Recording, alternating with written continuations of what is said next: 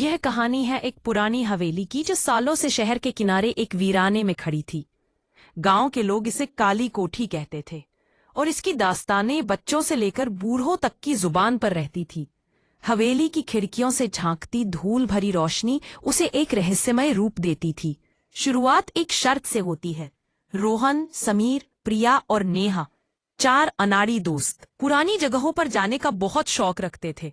एक रात चांद की हल्की रोशनी में समीर ने मजाक में कहा, यार, लोग कहते हैं उस पुरानी हवेली में जो रात बिताता है वो कभी वापस नहीं आता। क्या हम में हिम्मत है?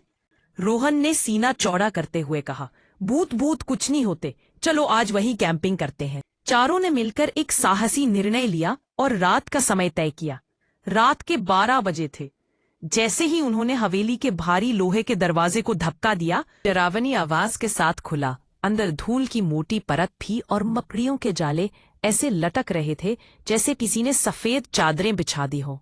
दीवारों पर लगी पुरानी पेंटिंग्स की आंखें ऐसी लग रही थीं मानो वे चारों का पीछा कर रही हो।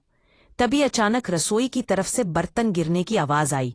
नेहा डर के मारे समीर से चिपक गई। उसकी धड़कनें तेज हो गईं। रोहन ने टॉर्च चलाई और बहादुर बनते हुए अंदर गया।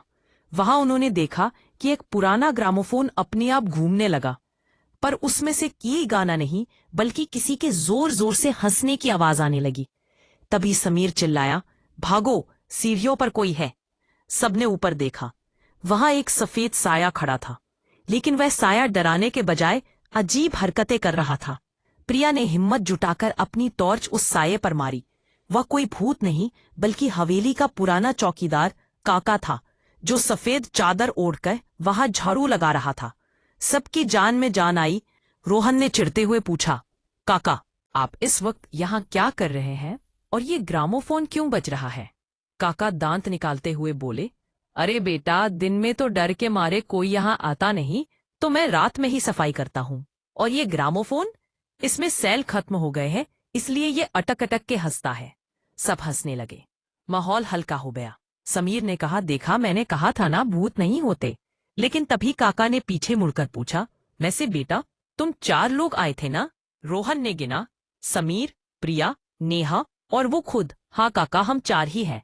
काका ने अंधेरे कोने की तरफ इशारा करते हुए कहा, तो फिर वो 5वां शख्स कौन है जो तुम्हारे पीछे खड़ा होकर मुस्कुरा रहा है? जैसे ही चारों ने पीछे मुड़कर देखा, वहां सच में एक धुंधली परछाई खड़ी थी जिसके पैर उल्टे थे। पलक झपकते ही मोमबत्ती बुझ गई और चारों दोस्त अपनी चप्पलें वहीं छोड़कर ऐसी दौड़ लगाए कि सीधे अपने घर जाकर ही रुके। ये अनुभव उन्हें सिखाने वाला था कि कभी कभी जहां हम लॉजिक ढूंढ लेते हैं, डर वहीं से दोबारा शुरू होता है।